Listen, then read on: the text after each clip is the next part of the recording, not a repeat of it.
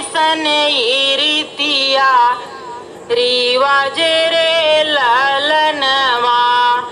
अरे कैसन रीतिया रिवाज रे ललनवा। मैया के कोखिया में दुई रे ललनवा। अरे मैया के कोखिया में दुई रे ललनवा। अरे एक बहिन एक भाई रे ललनवा। अरे एक बहिन एक रे ललनवा।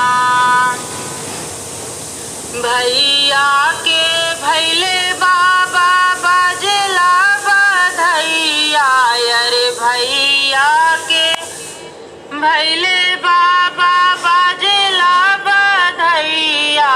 अरे बेटी के भय मन उदास रे ललनवा।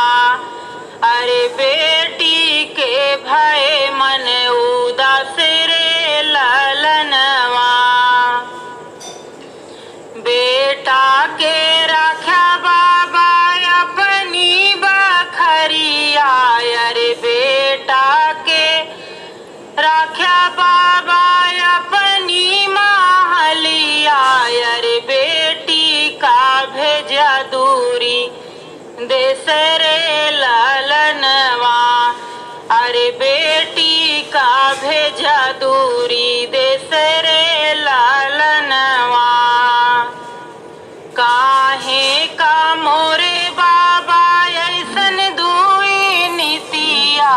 अरे काहे का मोरे बाबा ऐसन दुई नीतिया। अरे काहे का ऐसन भेद भाऊ रे ललनवा। अरे काहे का ऐसन भेद भाऊ रे ललनवा। नाही हो मोरी बेटी कोनो दुई नीतिया। अरे नाही हो मोरी बेटी कोनो दुई नीतिया। अरे नाही बा कोनो भेद भाऊ रे ललनवा। अरे नाही बा कोनो भेद भाऊ रे ललनवा। तोहरो जनमुआ बेटी बाजला बधैया। अरे तोहरो जनमुआ बेटी बाजला बधैया।